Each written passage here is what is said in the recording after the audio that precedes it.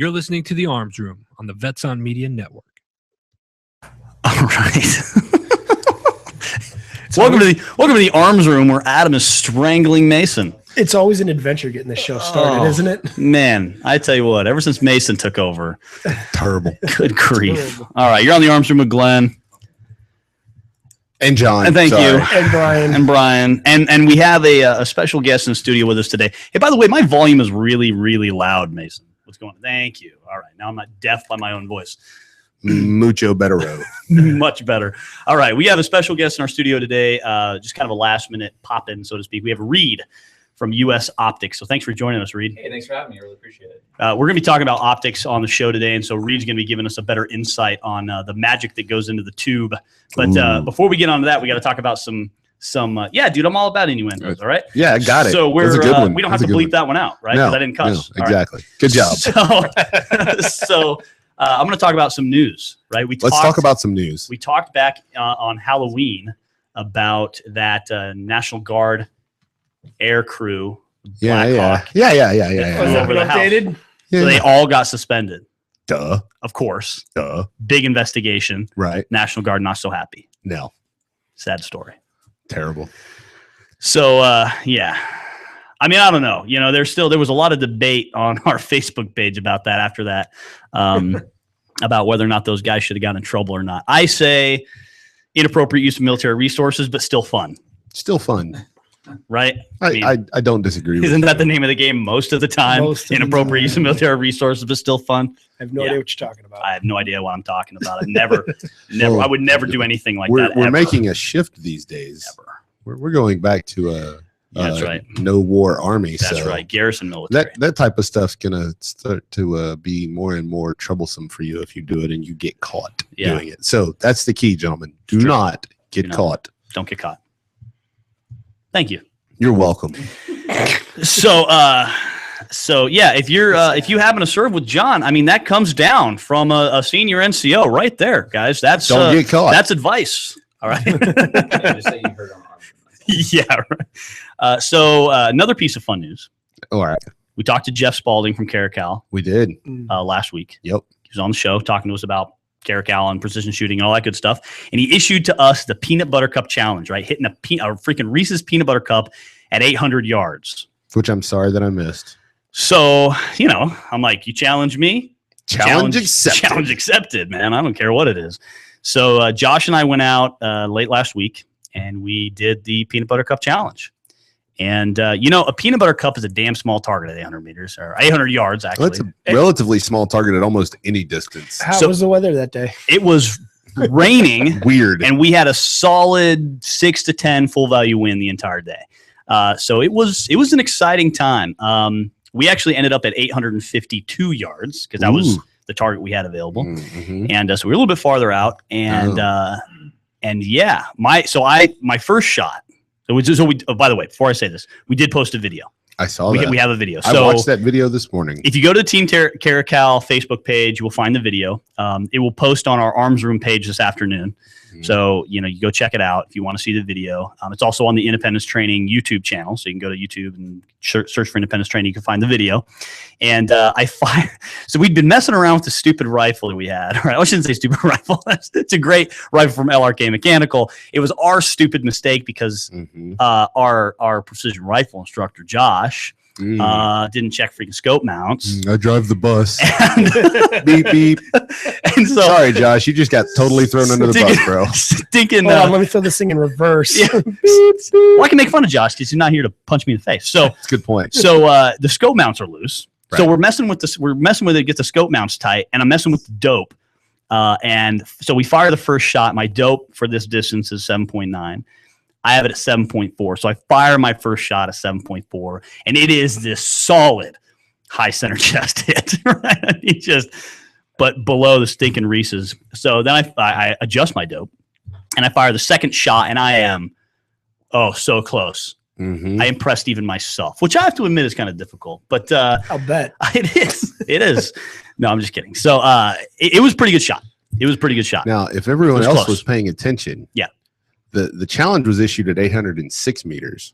That's right. And Glenn mentioned that, we yards. ended up at 852. Yeah. So I'm assuming that's another challenge sent back to Jeff to stretch his legs another 40 or 50 yards. Yeah, Jeff, you big sissy. You're only is shooting that, at is 806. that what you were going for there? Go for 9. Yeah, there you Do go. this, Jeff. All right. So yeah, I got pretty darn close to that Reese's Peanut Butter Yeah, you Cup on the did. second time. Yeah, It you was did. pretty darn close. Then Josh fired. I was firing a 308. Josh was shooting a 300 Win Mag, also from LRK Mechanical, and he hit his first shot. He was a little bit farther away than I was, but it was a solid hit. Mm-hmm. Josh got a solid hit. So on the first time too, I kind of Well, screwed. the guy kind of does what he kind of what he does. He kind of might have put the right dope in on his rifle, yeah. as opposed to me. Everybody stand back. This is what I do. This is what I do. So yeah, Josh is phenomenal. And if you're listening and you're interested, we do have our precision rifle course coming up this weekend. I am so excited, dude. Friday, Finally get to Friday, shoot it. Saturday. I know you finally get to shoot the 3 course. years, after 3 all years, the- and I after finally all get to these take it. years. And so yeah, it's gonna be a fun class. Starts Friday, Saturday, Sunday in Phoenix. Great class. I think we have only one slot open still. It is a limited enrollment class. So I think we have one spot. But yeah, so you can contact us over at Independence Training if that's something that interests you. And when we say precision, we do mean precision. This is not a long range shooting class. Mm-mm. This is about precision. That's Yeah, I what we was out teach. there. I was out Yeah. there with them in the morning before they did their peanut butter cup challenge, and they were making fun of me. Yeah. a little bit. Yeah, we're no joke about precision, man. We're all about making good hits at long distance, not just long distance. I mean, anybody can hit a giant target. Those torso size targets. You want to hit a torso size target at 1,000. It's really not that difficult. It seems like it is, but making a 1,000-yard hit on a 36-inch size torso, it's 18 inches wide. That's a friggin' huge target. And maybe my opinion of that will change because I was having a hard time hitting it at 5. Well, that's all right. I think you were doping your win wrong. I think I was doping my wind wrong. But anyways, good stuff. Good stuff. Uh-huh. Uh-huh. So we're going to get on to talking about optics. That's what we're here to talk about. So right, let's do it. The conversation today is mostly going to be about red dots and holographic sights and kind of quick target acquisition, quick shooting type optics. We get a lot of questions about this in training. We get a lot of questions about it from students. And of course, the internet is full of tons of discussion on all this kind of stuff. So what I want to do is break down kind of individual things here. First thing I want to talk about is the type of optics that we brought in. We brought in kind of 4 of the most common optics that we see in training and certainly on operational rifles or whatever. So we have up top here, and if you're watching on YouTube, you'll actually be able to see all of our rifles here laying on the table. And yes, they have all been cleared by 2 people, so these are cleared firearms. We have a low power variable. And this happens to be the Burris MTAC. This is on my primary rifle. I like it. I like a low power variable. We'll talk about why here in a little bit. We have a reflex sight, which is just a very, very simple kind of open lens, no body, reflective red dot. So very, very simple sight. This is Mason's rifle. Looks unfired as usual. Whoa. All right, whoa. There's a couple thousand rounds through that, right? Oh, wow. A whole 2,000. Whoa. One of these days, Mason's going to pull out his gun and shoot me. Let's be fair to Mason. I don't think He's so. got more toys than any 2 of us combined. That's true. There's more money in So- this rifle than maybe in like 3 guns in my safe. So he's Yeah, only yeah. got 2,000 rounds through that rifle, but he's got 4 other rifles. Yeah. That also That each have, have That each 2 have to 2,000 3,000 rounds. Okay. All right. Then we have John's primary rifle, which has one of the Aim point comp M4. Comp M4s, right? So pretty standard Yeah. aim point, very common, popular aim point system. And then we have our kind of backup carbine that we use for training. We also use for students in our classes whose carbines go down, which is a lot more often than you think because a lot of people have interesting rifles. And this has one of the micro dots. So this is a clone of an aim point micro. This is not an aim point micro, but this is a clone of one, and it's held up really, really well over the years. It's been phenomenal. And so this is kind of our extra rifle. This is one of the Psionics rifles, the Patrol Rifle Zero. Very phenomenal rifle. If you took all the paint off of my gun, it's actually almost an identical piece of equipment. It's a very, very good gun. So these are all the different optics that we have. And so first of all, let's start off talking about the micro. I want to start with the micro because I think the micro is probably one of the most popular optics that we see. Oh, absolutely. Absolutely. We see it all the time in classes. People love them because they're small, they're lightweight. I wouldn't say they're inexpensive. The clones are inexpensive. Right. This is a primary arms clone, which when I initially bought it, I thought, oh, well, I'll just see if I like a micro with this, and then I'll stick that thing on a 22. and you know, and then I'll buy a real micro. And I'll tell you what, I figured, well, I'll just shoot it, I guess, until it breaks, which also hasn't happened. It's, And 4+ we're not years now. nice to our stuff, you know, and this has been a pretty good optic for $100. You know, would I take it to on a deployment with me? No, I wouldn't. If I was a recreational shooter or I'm using it as a training rifle like this rifle's used, then yeah, absolutely, there's nothing wrong with that. But it's a pretty good optic. Now, the idea of the micro is lightweight, small profile, easy to use with 2 eyes open. You'll see if you're looking on the on our video that it's set very far forward on the rifle as it needs to be, so that you have a much better field of view. You don't look through this like a traditional scope. You know, both eyes open, standard red dot. So the advantages of this: lightweight, small. Disadvantages: smaller field of view. A lot of the dots are big. These types of optics are made for close range engagements. Now, I've used micros all the way out to 300 and 400 meters. You can do it. It's easy to do. As long as you know your appropriate holdovers and everything. But a lot of the dots are big. You know, a lot of them are 4 MOA, 6 MOA. You know, that's freaking huge. And so to convert that for the uninitiated listening to the show, we're talking about minutes of angle or essentially basically 1 inch at 100 yards. So, you know, you're talking about a 4 MOA dot, I think, in these. I think so, yeah. Something like that. And so you're talking about that thing's going to cover up 4 inches at 100 yards. So making a precise hit, difficult. You know, difficult the farther out you get. You know, you start looking at something 3 and 4, you got no magnification, your dot is going to be larger than the target easily. And so it starts to become difficult to make, you know, more precise hits. But they're lightweight and small. So then you go to something like the Comp M4. Bigger body, bigger size, good battery life. Oh, dude, what's really the advantage, John? Why do you go with a full-size red dot over a micro? On that particular rifle, the reason I went to it, honestly, the reason I went to that one was for aesthetics, and it was just sitting in my safe, and I was like, this needs to be used. It's sad that there's a brand new aim point sitting in there. You get a better field of view. Okay. You can put the not flash of pressure, the Kill flash. kill flash in the front. You can put kill flashes on micros too. Oh, can you put them on that one? Yeah. Okay. I hadn't seen them for those. Yep.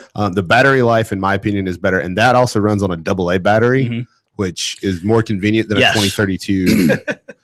I would say that's probably one of the biggest. That's the biggest reasons, because those little I watch think batteries that's the got biggest lost. advantage. Yep. I'd always lose them. Yep.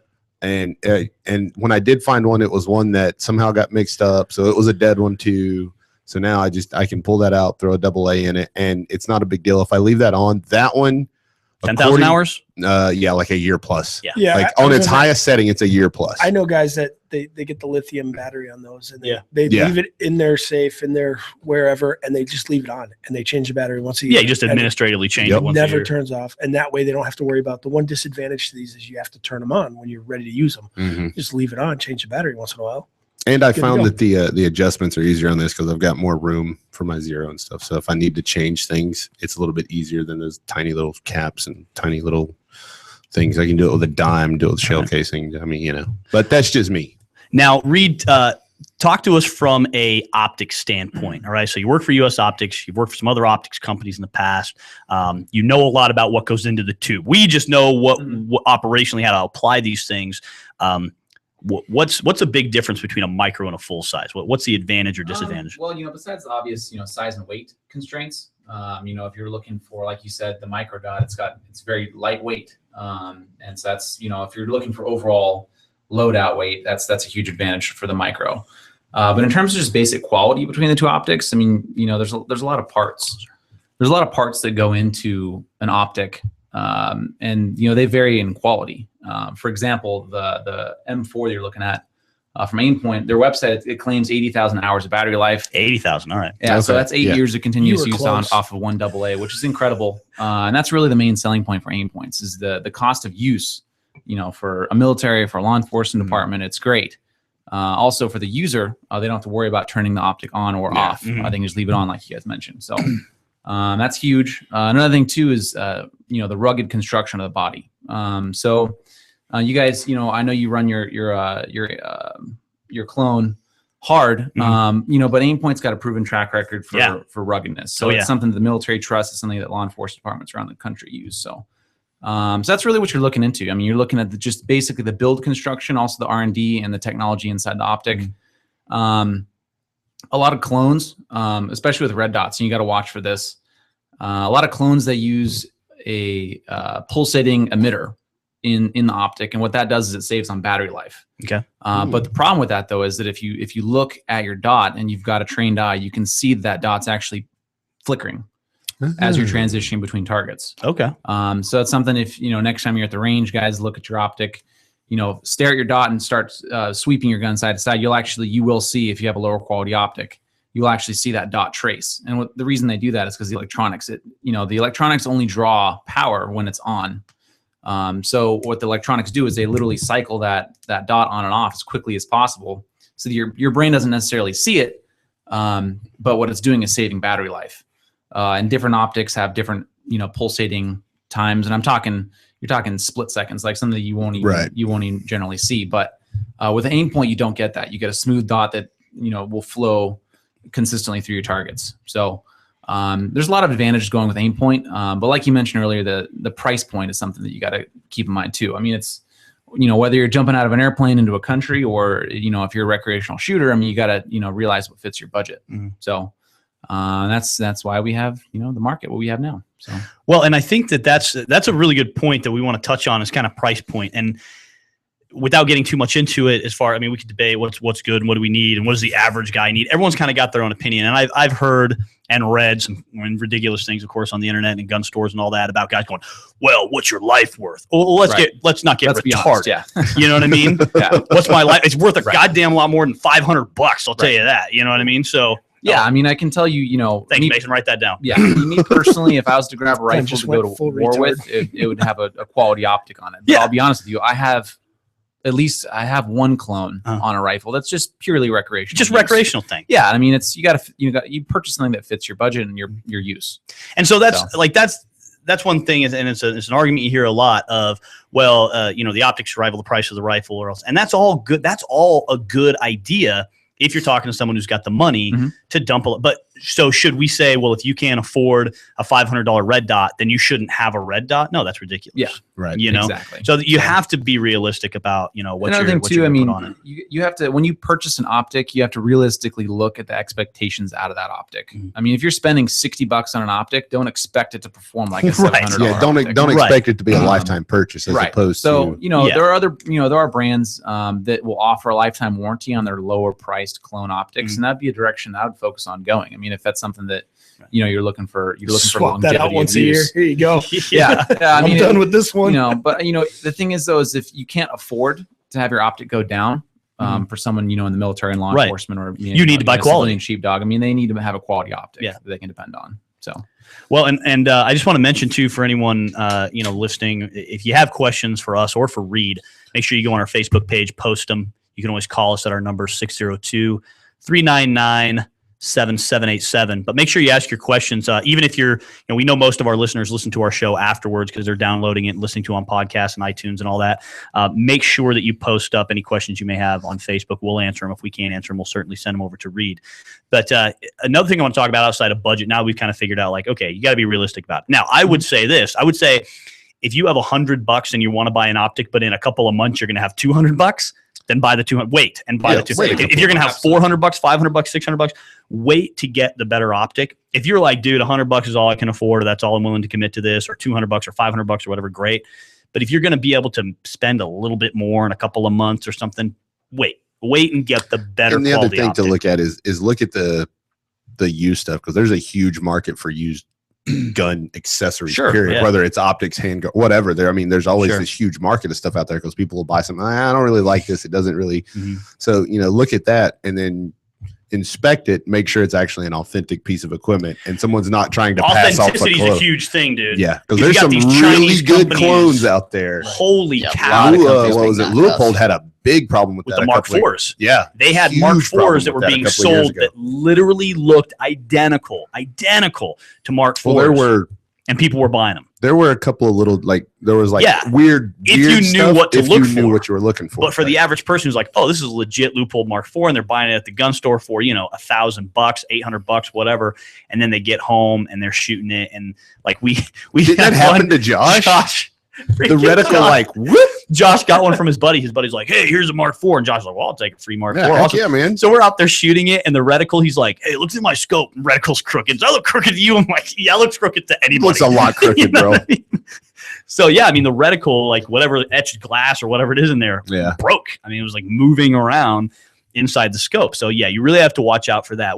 Reed, you've been in the business long enough. How does somebody? Is there some telltale signs other than price point? I would say price point is a telltale sign of a clone, because I'll see these guys online. So, this is a real, Aimpoint Comp M2 For $50. yeah, for $150, and you're like, Well, probably not. Sometimes even price point isn't a factor. I mean, if someone fools you good enough, I mean, people are willing to pay extra for the Aimpoint brand. Sure. Right. And if you're fooled into thinking it is, authentic Aimpoint, Mhm. then Are there pay some the extra. telltale signs though? Absolutely. Well, I mean, give us a it's, few examples. a lot of times you can, in the switch assembly, you can tell, right away. A little bit about my background. I used to be an outside rep for Aimpoint, so I'm a little familiar with their product. The switch assembly, you can tell if it rotates all the way around, then it's a clone. Mhm. Also, the body, they use, I believe, Type 3 hard anodizing on the body. If it's a cheaper quality, paint that's reflective or anything like that, you can tell right away. I've seen some clones with numbers on the dial. Right, numbers. If it's Mhm. different colors, Mhm. if it's red or green, or if it's green or blue, then Mhm. yeah, clone. Aimpoint has only done red ever. So I mean, it's and besides that, I mean, I think you can actually email Aimpoint, with Yeah, a serial and number, do And then your- legitimize they a can look it serial up. number. Exactly. So, And do your due diligence before you buy an optic too. right. Yeah, if you're putting down your hard-earned money and you're buying used, check it out and make sure. If you're not buying from a Absolutely. known source, check it out and make sure. And as always, if it's too good to be true, it generally is. So Yes. yeah. That is always a good rule. So let's talk about dot size inside. We're talking about Sure. MOA size, right? Mhm. Minute and angle size, which again represents roughly an inch at 100 yards. So Right. When we're looking at MOA size, a lot of the dots, Aimpoint mostly uses 2 and 4, Correct. Mhm. right? So I'll see clones all the way up to 6. Mhm. And so, when you're talking about dot size, personally, I prefer a smaller dot size. I love 2 MOA. That the EOTechs use 1 MOA. I think that's phenomenal. I want the smallest dot possible, because as I start to get out to distance, I want that dot to be small so I can start using a distance. But I also get out to distance. If you don't get out to distance, then your optic dot of being 2 and 4, not that big of a deal, because it gives you capability to, probably see it faster and get on target faster Right. and get better hits. And every as man opposed to knows searching that for a dot. every inch counts. And every inch counts. Now, on that dot size, you also want to be careful about how bright you make it. Right. You'll see a lot of students come in, they'll turn on Crank their it up. optic, crank that sucker up, that will bloom. It's an incredibly bright dot. Now it's bigger than whatever MOA is. If it was like a 4 MOA dot, now it looks like a 5 or 6 MOA dot, just because Haze it's around so it too. yeah. So you want to, what I do on all my red dots is I actually I'll set 2 settings. I'll set a daylight setting and then a low light setting. So that way I know I crank it to here. If it's got numbers, like on mine, I have a micro, for example. I know 7 is my daylight setting. I know 2 is my low light setting. Right. So, just something to kind of think about if you're going to run variable brightness, red dots, something to consider, as well as, the size. What size you want, that's really up to you. I like smaller the better. Mhm. But you have any input on that, Reed? Since you you kind of touched on something that I think is important. It really depends on your application. Aimpoint traditionally, believe it or not, Aimpoint is a hunting optic brand. In Europe, their optics are used widely for hunting. Sure. And even in America, I mean, there's a lot of applications for hunting. I mean, if if you're a deer hunter or turkey hunter, you're looking to put it on a shotgun, a slug gun of some kind. Sure. Mhm. You may want a 4-minute of angle dot or larger. Mhm. If you're putting on a pistol, I mean, Aimpoint, they do make a pistol mount for a Glock. So if you want to mount an Aimpoint onto a Glock, you may want a 4-minute of angle dot versus a 2. But like you said, you always have to keep in mind, the farther you go out, depending on your application, that dot is going to cover some of that target. So that's with any optic. Our reticles, and US Optics products, we keep that in mind, when people are looking to reach out with our optics. So Cool. We're going to take a break. When we come back from the break, we're going to talk about reflex sights. okay. And then we're going to get into my personal favorite, low power variables. Mhm. Reed's brought in the US Optics low power variable, which I am in love with. Yeah. And I want to talk more about that. So, babe at home, I love you, but I think I'm going to marry this optic. All right. It's a fantastic thing. So we're going to go on break. When we come back, we're going to hear more from Reed and all the rest of us here about red dots, and holographic sights. You are listening to the Arms Room. I also want to mention the EOTech. I want to talk when we get to the low power variables. I don't really like EOTech optics that much. business and help employ local. That's because they had like terrible fucking battery bonds. Construction and landscape business is the opportunity you've been waiting for. The Vetraplex is your gateway to an affordable startup business with 0% financing for qualifying owners. By owning a Vetraplex franchise, you will be hiring veterans, providing them both income and opportunity, while at the same time providing your customers a way to say, thank you for your service to our nation's veterans. For more information, visit vetraplex.org. Again, that's vetraplex.org or call 928-284-2022.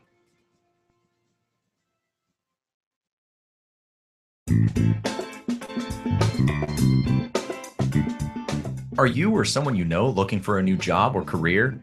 The Vets on Media family would like to invite you to the National Career Fair in Phoenix on November 17th from 11 until 2 p.m. This free job fair will be held at the Phoenix Airport Marriott Hotel, located at 1101 North 44th Street, Phoenix. This is your chance to meet some of the top employers in the Phoenix area face-to-face.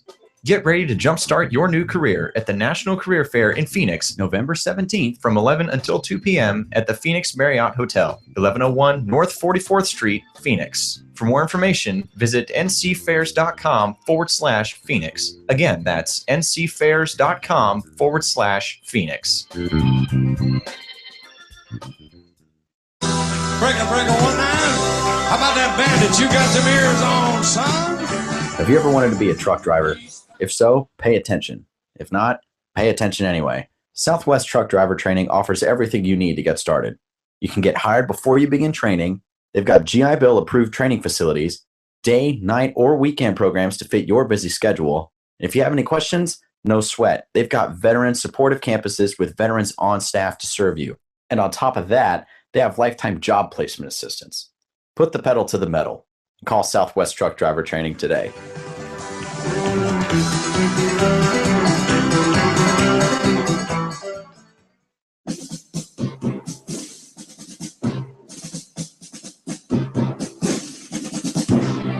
Everyone's going to need an attorney at some point in their life. I'm no different. Hey everyone, it's James from Vets On. Whether it was my last will and testament before deployment or my ongoing custody battle for my children during my divorce, I needed help, so I lawyered up. If you need help, I urge you to contact Capstrom Law Firm.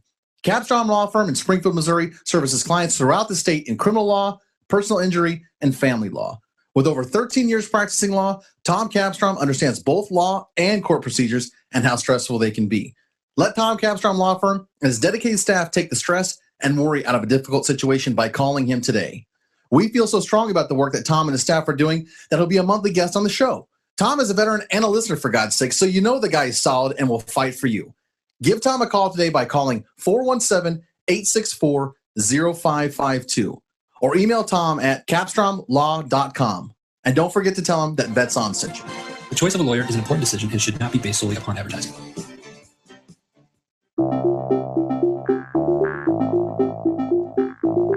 If you or someone you know is looking for a new job or career, you need to visit the pros. National Career Fairs at ncfairs.com. National Career Fairs hosts over 300 career fairs a year nationwide. The events are free and give you the perfect chance to meet some of the top employers in your area face-to-face. To find the nearest career fair to you, visit ncfairs.com. Again, that's ncfairs.com. What are you waiting for?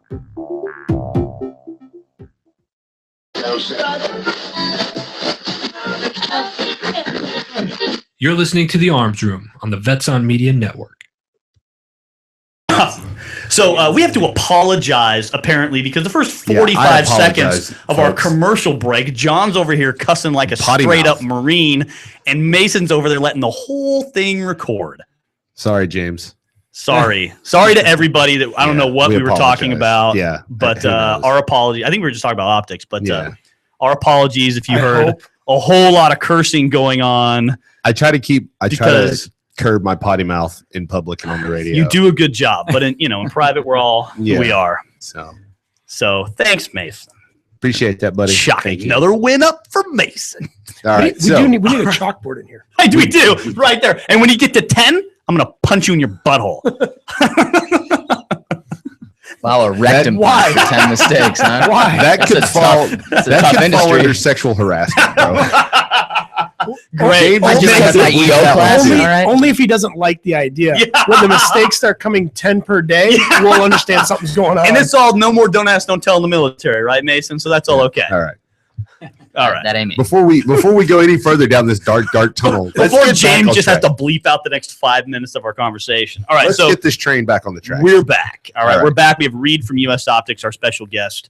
Really appreciate you again, man, coming in. Hey, thank you. We're going to real quick mention, I'm not wearing it today, but I do still have it on the table here, our AR500 armor plate carriers. So this is the Banshee. It's the one I've been wearing for the last couple weeks on the show, and we've been using it quite a bit in training. Great piece of equipment from our good friends over at AR500. Make sure you check them out at ar500armor.com. They have several of the optics that we're talking about. They also carry all kinds of other stuff, load-bearing equipment, vests, outside of armor. You know, they've got all kinds of different stuff. They've got lights down there. They've got magazines. They've got holsters, all kinds of great stuff. They have a shooter's candy store. They do have a shooter's candy store, and it's all good stuff. Like, they don't just carry a bunch of junk. And so you got to check them out, ar500armor.com. You can always use our coupon code INDEPENDENCE, all capital, for 10% off. All right, so let's get back to optics. Reflex sights. Advantage reflex sights, they're fast. Super fast. Super fast. Very fast. This is Mason's rifle. He's got it mounted in a housing known as the Iron Dot, which is a good, strong, sturdy mounting system to protect the hood primarily and the glass of the reflex. You got a Fast Fire 3 in here from Burris, right, Mason? Yeah. Yeah. All right. And Iron Dot's pretty cool because you can flip up the little rear part of it. I do And like that. That's your BUIS, so that's your backup iron sight for the rear. So it's really convenient, very handy to have. It's cool housing. Reflex sights are great for close in. Got to work fast. Got to, you can see a lot, process a lot, put your red dot on what you need to do. Really does a good job of superimposing it onto what you're looking at without all this extra housing that you see on the other red dots.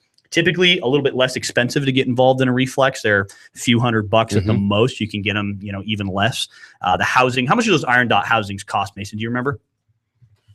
I don't. I picked it up from a buddy of mine. So Okay, so all right, I don't think they're that expensive. So. I think they're around like 80 to 120 bucks. Yeah, that's what I was going to say. I think they're about a bill. So, all in all, you can still have a pretty good setup for, about the same price as a full red dot. Now, advantages: fast, quick, lightweight. Again, lightweight thing like the micros.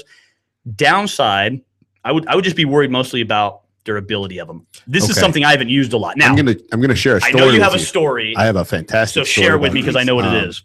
When I was in Afghanistan, we had a bunch of civilian, like the retired SF guys that would come out and advise with us and work with us and stuff. And one of the guys had an ACOG and he had the doctor optic mounted on the top of it because he wanted to be able to do room distance stuff and he wanted to be able to stretch out and observe too. They're very common to see. Yeah. That's how I've most commonly seen those. But anyhow, we're getting down the wrong part of the story here. Go. So right after he got into country, he had gone out to the range, verified all of his zero and everything. And then they ran out on a mission and like they jumped out of the truck. Something got caught up. Somebody got in his way, but he smashed the top of his optic, like smashed his dot down. And there's like this, like it just looks gnarly. The screen's kind of busted up in it. It just looks like crap, right? He's like, oh God, now I'm going to have to order another one and I'm going to have to re-zero it.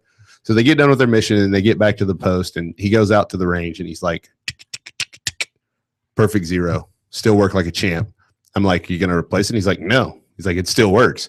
So that's my only experience with him. So I would say based on that, from that durability aspect, I'd say as long as you treat it decently, you're probably not going to run into a durability issue.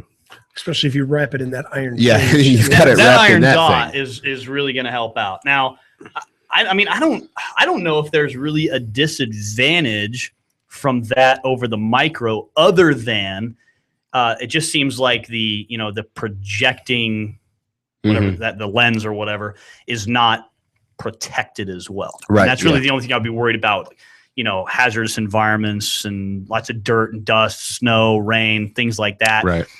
Might not really hold up as well. Reed, what do you think about reflexes? I don't really have much experience with reflex RMR. Trijicons RMR is extremely popular, but yes, it is. But I have heard of issues with, like what you said, having that the emitter not protected inside the emitter. Thank you. That's what I was looking for. So if you're in an environment where, say, there's snow or there's rain, that emitter will actually, water will splash in front of the emitter, and you'll actually, when you get a sight picture, it'll look like you've got like a spatter of dots. Like you don't actually have a dot to use the reference point. So I mean, they're good. They're good, like you said, for quick target acquisition, just like you would, with a traditional red dot optic. But now you just got to be aware of getting debris behind that piece of glass. And that's the only thing that I would kind of shy away from them for. Is they'd be great for competitive shooting, great for recreational stuff, good as a backup sight. Like, you see a lot of people mount them at a 45 now for competition. Very popular to do that. It used to be real popular to put the Doc Optic one on top of the ACOG, so that for close target stuff, it was great for if you were running a ACOG or some kind of magnified scope, you were door kicking. Now everything's kind of close. You just switch real quick to that reflex and take care of what you need to take care of. Again, I don't have a ton of experience with them. I just think I've never really owned one, or I've always shied away from them, just because that emitter is primarily what I'm worried about getting dirty. That is because I have experience with some of the lower quality, like the off-brand or clone red dots fogging up on me. When you're going from cold to hot environments, like I've used a micro for hunting for several years, and I do a lot of predator hunting, and so they're perfect for that. Mostly close shots, really good for that. Downside was anytime it started getting a little rainy, a little cold, a little snowy, something like that, I'd jump in the truck, jump back out, go do another stand, things all fogged up. Right. Higher quality optics are, sealed, they're nitrogen purged and all that. So that you're going to prevent that in a higher quality optic. In a lower quality optic, you're not going to prevent that. And in something with an exposed emitter, you're not going to prevent that. And those are, I think I've seen a handful of those mounted on ARs. Most of the time I've seen those mounted on handguns. Yep. The RMRs. Like, the RMRs are most from what I've seen. I see them mounted a lot on AKs too. Forward on I've seen a handful up on there. Yeah, I've got an RMR forward mounted on your AK that pistol, AK right? pistol. Yeah, that's what I thought. It holds at 0 really well, which on an AK is excellent because they beat the heck out of optics. But. Yeah, it's good for 30 cal piston driven rifle. Gets pretty good amount of recoil. So that's kind of reflexes, so to speak, in a nutshell. One thing I want to touch on is the use of iron sights. Just because you have an optic on your rifle doesn't mean you shouldn't have some iron sights. You should, and know how to use them. Yeah. So freaking common. We see rifles with irons that aren't zeroed, and they don't know how to use them. Even simple stuff like, what's the difference between the small aperture and the big aperture? Like simple use like that they just don't know. And hey, it's no big deal. Hey, that's what we do. We teach, so I don't mind teaching people. But they've spent so much time behind their optic. They haven't spent any time behind their irons. Their irons aren't zeroed. And one of the benefits of having something like backup iron sights is if your optic does quote unquote theoretically go down, which could be anything from a dead battery to just it doesn't work anymore. When we're talking about things like a micro, it might get fogged up, if you're dealing with one of the clones or the off brands. Some of the clones or off brands battery life isn't as long. I've certainly gone to turn it on and batteries were dead. Something like the RMR, the reflex, something gets in that emitter and now you can't see. Nice to be able to flip up those irons and still be able to shoot, have a quick detach. I recommend quick detach mounts on all red dots. Quickly detach that thing. Now you can look through your, optic or through your irons. And you're still good to go. I think this is kind of a new issue too, because back in the day, iron sights is what we did. That's all we did. When we had to qualify. Now you go buy a rifle. When you buy the rifle, they're like, so what optic do you want? Yeah, everyone. The optic world has gotten so big in the last 5 to 10 years. Well, we've seen options. it in training classes too. Because when I think we've had a dozen maybe students show up without an optic on the rifle. It's not common to see someone show up and shoot straight irons. Yeah. Unless they're shooting, our typical iron shooters will be like people who come through a class with like an M14 or like your Mini 14. Mini 14, yeah. Stuff like that. You'll see people like that run irons a lot. But with carbines, AKs, ARs, stuff like that, it's very uncommon to see someone show up with irons every now and then. Yeah. And we've got a couple of hardcore irons. Yeah. And usually they're there to either because they're hardcore, which is not common. Mostly they're there because they're like, hey, I just want to learn what optic I should get. I actually did that in one of our advanced carbine classes. I dropped the optic off and ran at irons because it'd been so long since I'd done it. So I was like, I really need to brush up on that. So now I want to move on to low power variables. We don't have a lot of time left, and I want to make sure we spend enough time on this thing. So low power variables.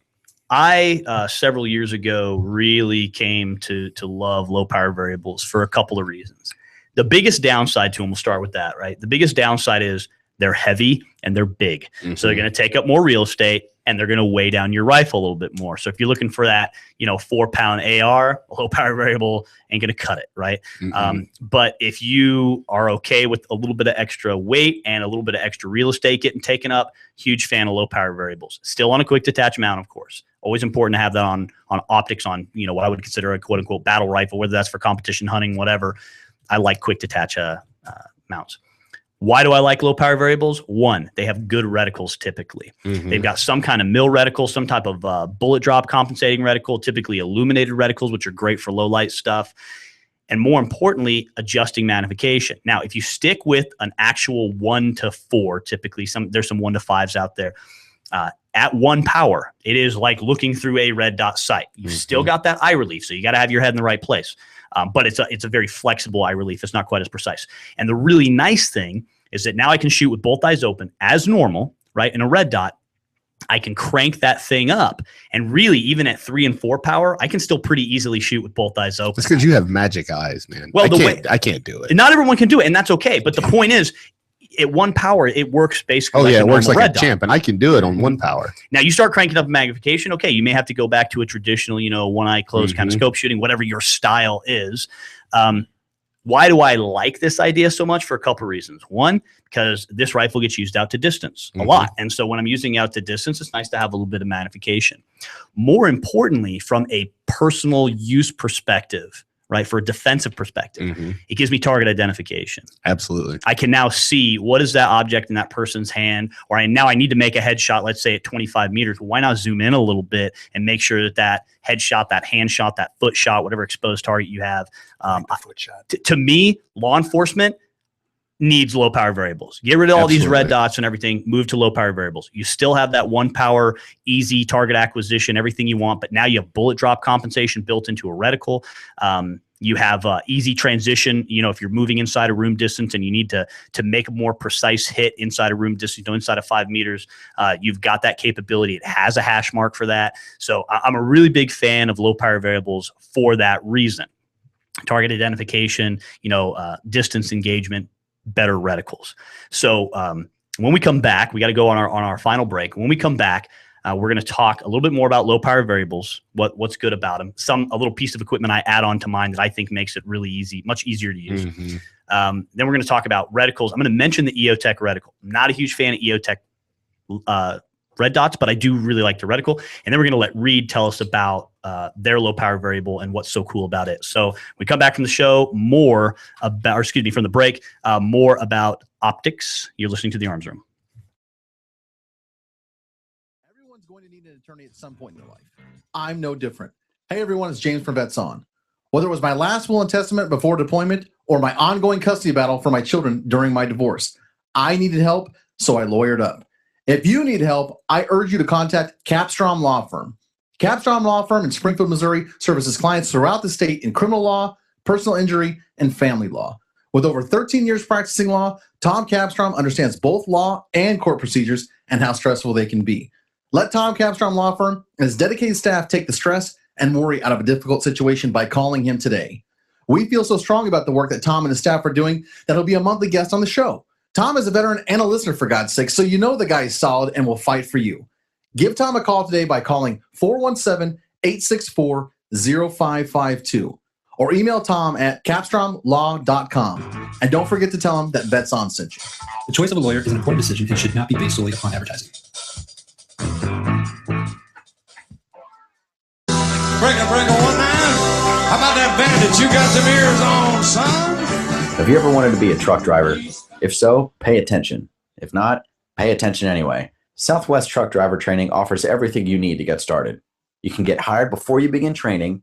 They've got GI Bill approved training facilities, day, night, or weekend programs to fit your busy schedule. And if you have any questions, no sweat. They've got veteran supportive campuses with veterans on staff to serve you. And on top of that, they have lifetime job placement assistance. Put the pedal to the metal. Call Southwest Truck Driver Training today.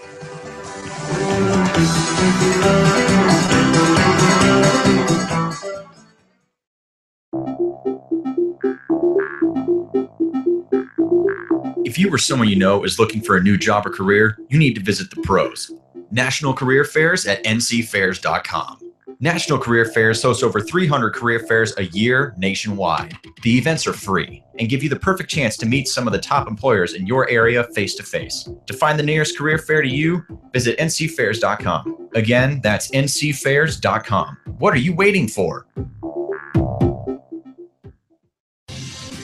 Would you like to own a thriving business and help employ local veterans? The Vetraplex Handyman Construction and Landscape business is the opportunity you've been waiting for. The Vetraplex is your gateway to an affordable startup business with 0% financing for qualifying owners. By owning a Vetraplex franchise, you will be hiring veterans, providing them both income and opportunity, while at the same time providing your customers a way to say, thank you for your service to our nation's veterans. For more information, visit vetraplex.org. Again, that's vetraplex.org or call 928-284-2022.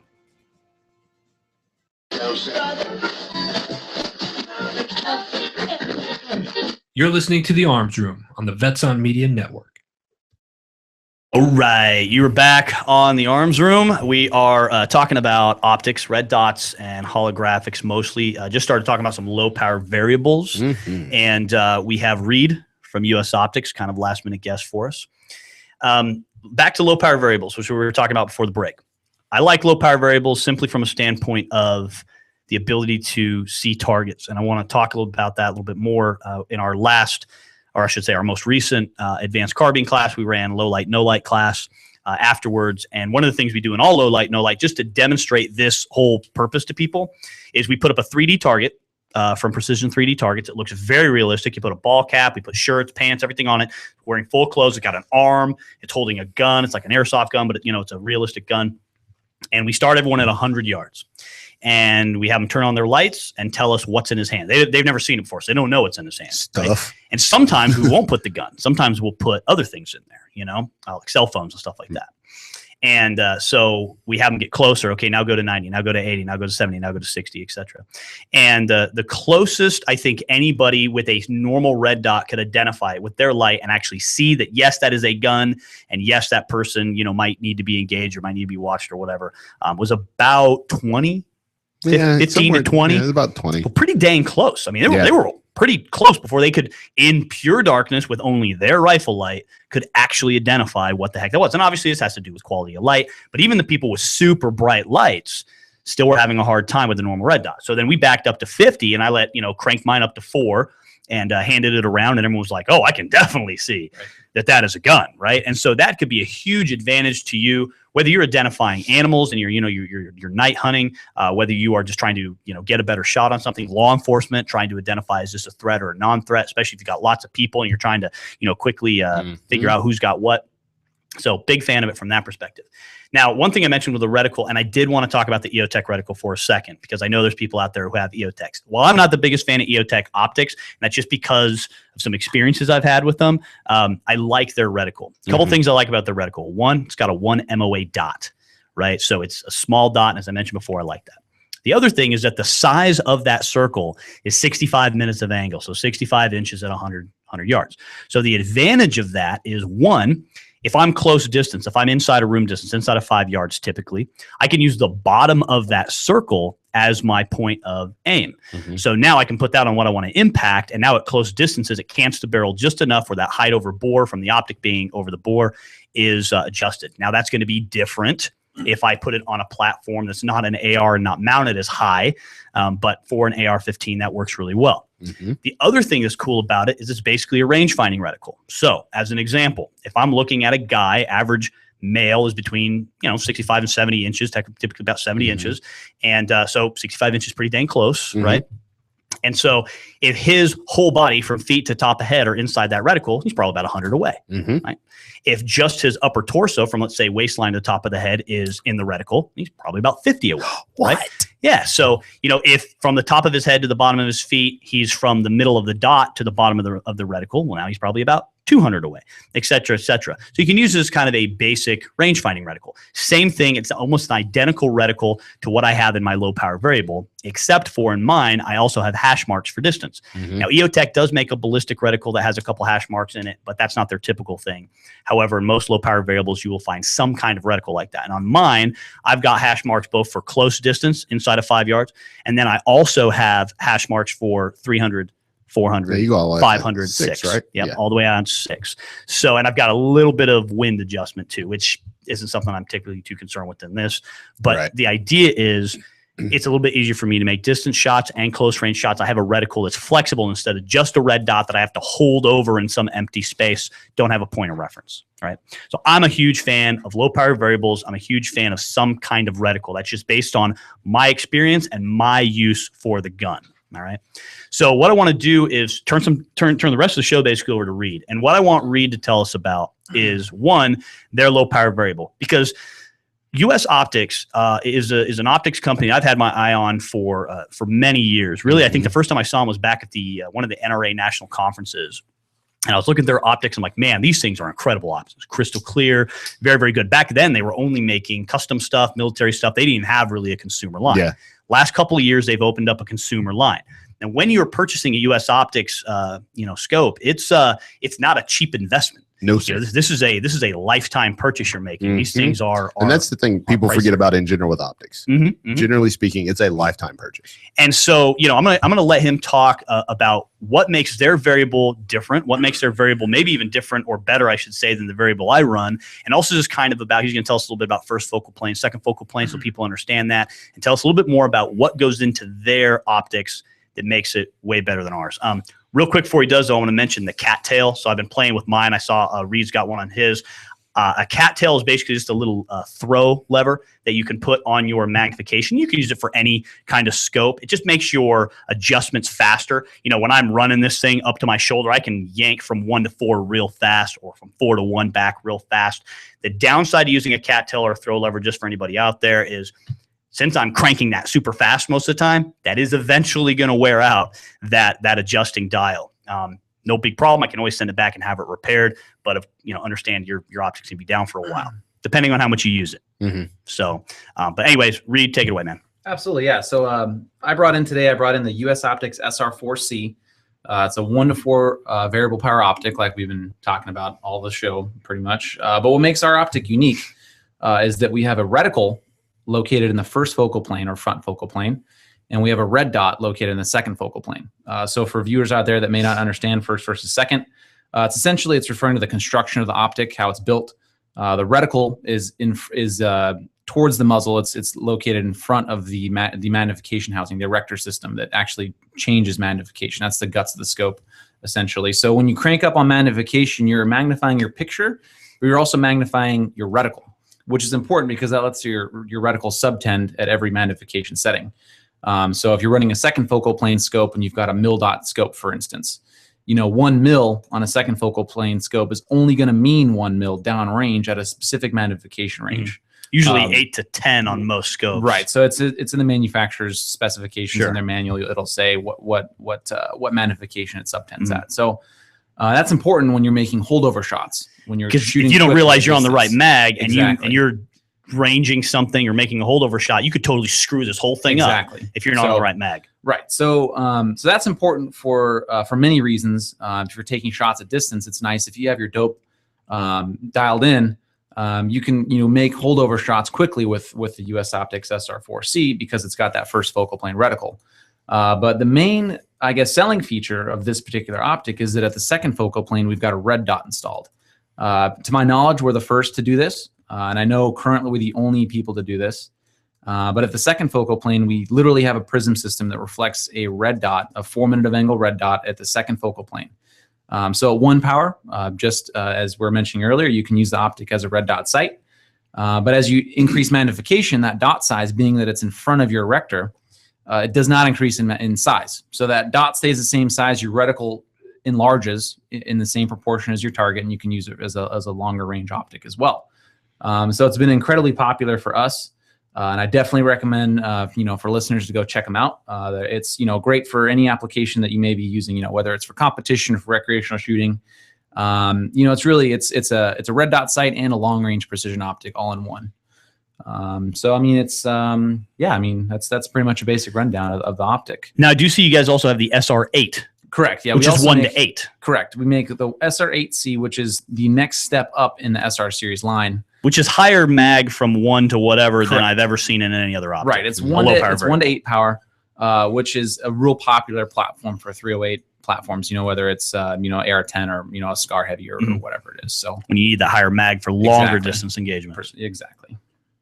Now, here's the deal about US Optics.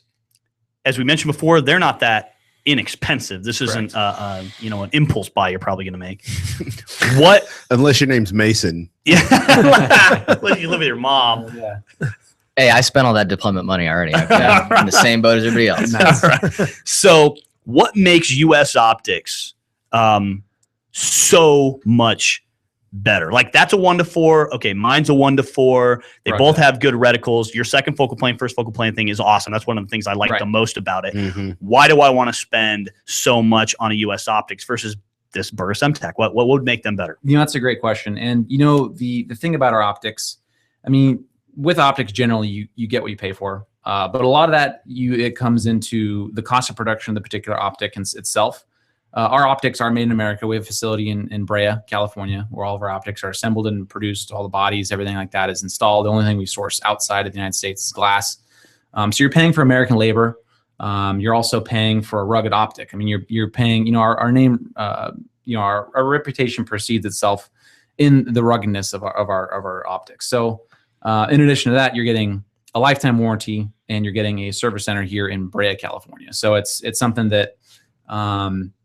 And like you mentioned earlier, the second and first focal plane system, that's an expensive cost of production for us. Yes, it is. It takes one of our techs an entire day to set that prism in the second focal plane, because you got a lot of things that you're worried about here. Since you're lining up two different focal planes, the technique and kind of the finesse of lining up the dot with the reticle is extremely involved. It takes our techs years of experience in order to get that dialed in to do it consistently.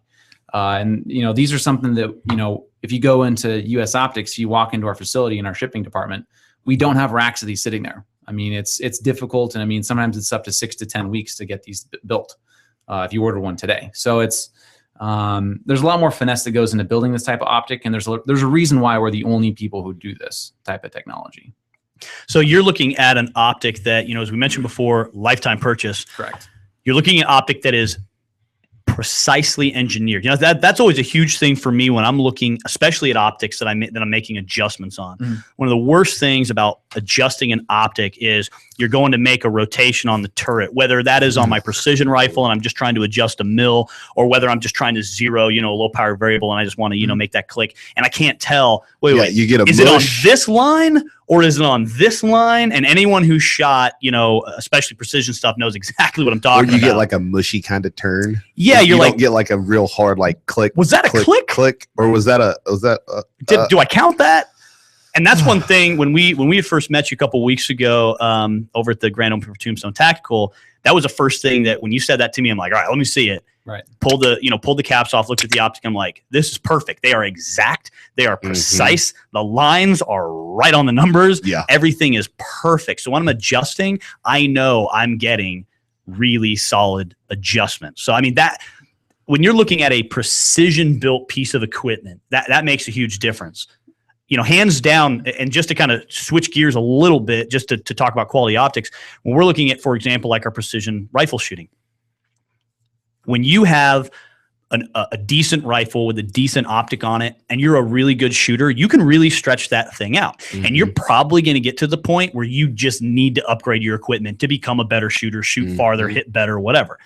There comes a point where you're going to basically outshoot your optic. And that's where US Optics comes in. This is the optic for that kind of shooter, someone who can outshoot a kind of traditional optic. They need something to be way more precise. They need something to be way more rugged. They need something that's definitely going to hold zero. For me, man, we travel so much. Our rifles get beat up. They're rattling around in cases. Sometimes they're laying on the ground or accidentally get knocked over or something like that, man, the last thing I need sleet, is snow, hail. yeah, thunder, terrible lightning, conditions. We don't wind. cancel classes. No. You know, when we were out doing the peanut butter cup Sandblasting. challenge, it was Yeah. pouring down rain on us. Yeah. You know, we have to have equipment that can handle those kind of conditions because we're not going to go back. Oh my gosh, it's raining. And we're not going to go back inside for that, you know? And so our stuff has to be able to handle it. That's where US Optics, I think, you know, kind of for the listener who's going to go check them out, initially go, whoa, sticker shock. Maybe not. Depends on who you are, but don't be sticker shocked by US Optics. Understand this is a lifetime purchase. As Reed mentioned, lifetime guarantee, lifetime warranty. Right. Kind of piggybacking off of what you're just saying. I mean, US Optics is well known for our longer range precision optics. Mm-hmm. And that's what I would say the vast majority of our R&D has gone into, is making, you know, rugged long range precision scopes, like in our ER25 and our LR17. You know, it's a 5 to 25 power and a 3.2 to 17 power respectively. Though that is the bread and butter of what US Optics does.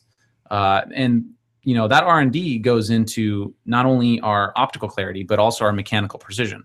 US Optics is well known for being mechanically precise.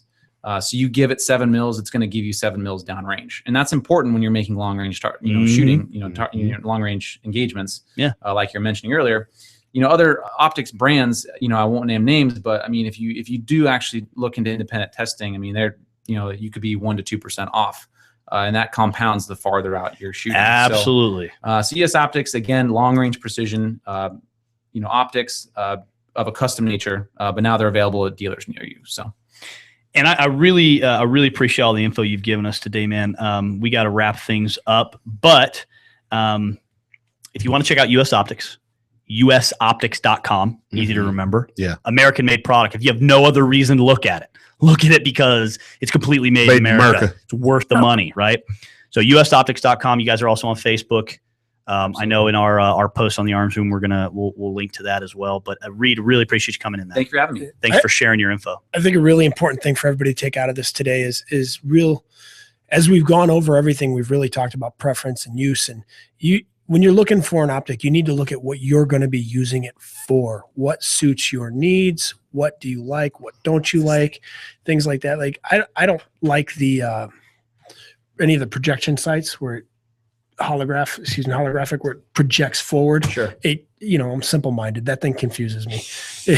It gets out there and I'm like, infantry. Left, right, what? But it's just carry real key heavy, that, walk far. Yeah, everybody here, there's 4 rifles here. There's 4 different setups. What do you prefer? What do you need? And really spend the time to figure that out. Try things. Look through the optics. Figure it out. It's one of the big benefits, that we tell people all the time about going through training classes, because you get to actually see through different optics. You get to check out different people's equipment and all that. So we gotta get going. Mason's giving me the dirty eye over there. So I think of your stink eye, Mason. Next week we're gonna be talking about sex and why you need more of it. Of course, we're not talking about that kind of sex. We're talking about OPSEC. We're talking about PERSEC. We're talking about personal security and why people need to quit telling everybody about everything that they do.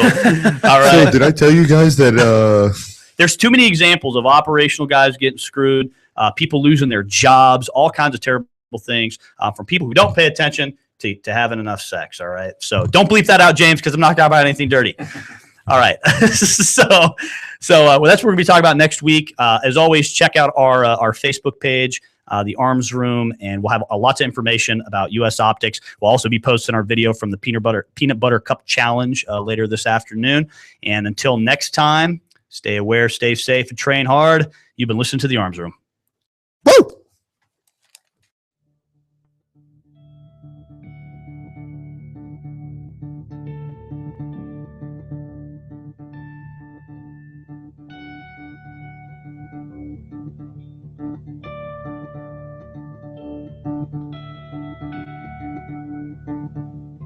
Oh, say, can you see by the dawn's early light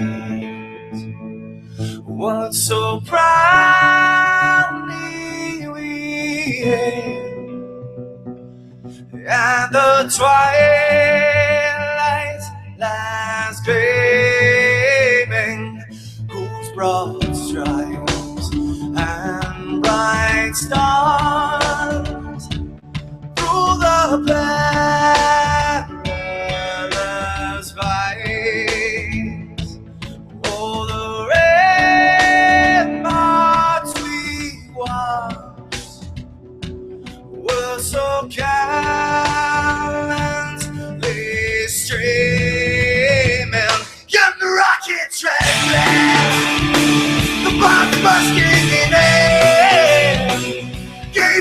through the night that our flag was still there.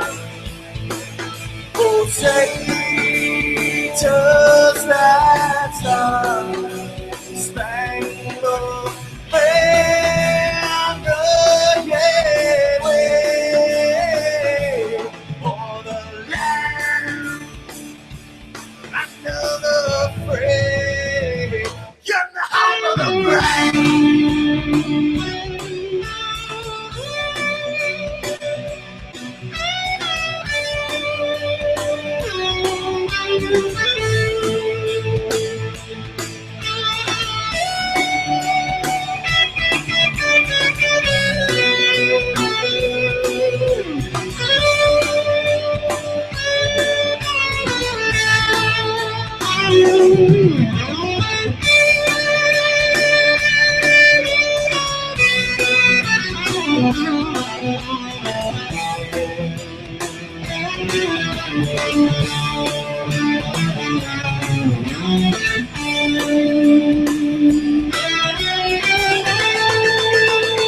Because we are the brave.